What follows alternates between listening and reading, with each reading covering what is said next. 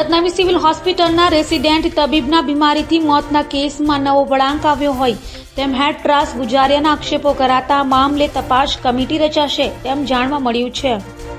સુરત નવી civil government medical કોલેજમાં સર્જરીમાં post ગ્રેજ્યુએશનનો અભ્યાસ કરતા અને રેસિડેન્ટ તબીબ તરીકે ફરજ બજાવતા ડોક્ટર રાજેન્દ્ર રામાણીનું ન્યુમોનિયાની બીમારીના મોત નિપજ્યું હતું, જેમાં ડોક્ટર રાજેન્દ્રના પિતા દ્વારા મેડિકલ કોલેજમાં સિનિયર રેસિડેન્ટ તબીબો દ્વારા રેગિંગ કરાતું હોવાનું તેમજ યુનિટ હેડ દ્વારા ટોર્ચર કરાતા હોવાનો આક્ષેપ કર્યો છે।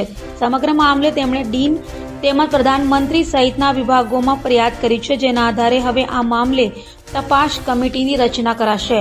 તપાસ સમિતિ દ્વારા 10 દિવસમાં રિપોર્ટ રજૂ કરાશે, જેમાં કસૂરવાર લોકો પર કાયદેસરના પગલાં ભરાશે તેમ જાણવા મળ્યું છે।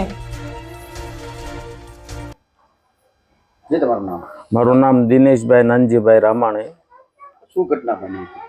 હવે ઘટના એવી બની કે 31 તારીખે સવારમાં મારે ત્યાં સિવિલથી ફોન આવ્યો કે તમારા રાજેન્દ્રને તબિયત બરાબર નથી, તો તમે આવો અને લઈ જાઓ એને, બરાબર। તો હું ત્યાં ગયો ત્યારે રાજેન્દ્ર બેભાન અવસ્થામાં હતો અને ત્યાં એની કોઈ સારવાર હાલતી નહોતી। જોકે 2-4 છોકરા હતા એની સાથે જે સ્ટુડન્ટ હોય, પણ કોઈ એને બાટલો ચડતો હતો કે ઓક્સિજન હતો કે એવું કોઈ હતું નહીં। પછી હું એને વ્હીલચેરમાં બેસાડી અને ઘરે અહીંયા પ્રાઇવેટ હોસ્પિટલમાં મેં એની સારવાર ચાલુ કરાવી।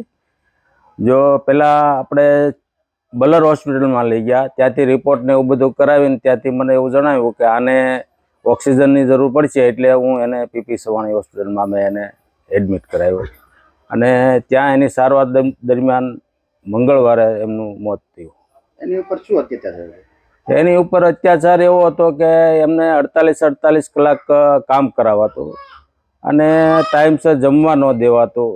જમવા અહીંયાથી ટિફિન જાય તો પણ ટિફિન ત્યાં પડ્યું રહેતું અને જે એના સિનિયરો હોય એને બહુ એને મેણા ટોણા મારવામાં આવતા કે ભાઈ તમારે લોકોને કામ નથી કરવું, એટલે તમે બીમાર છો એવા બાના કઢાઈને રજા તમારે જોતી છે। સિનિયરનું નામ શું છે?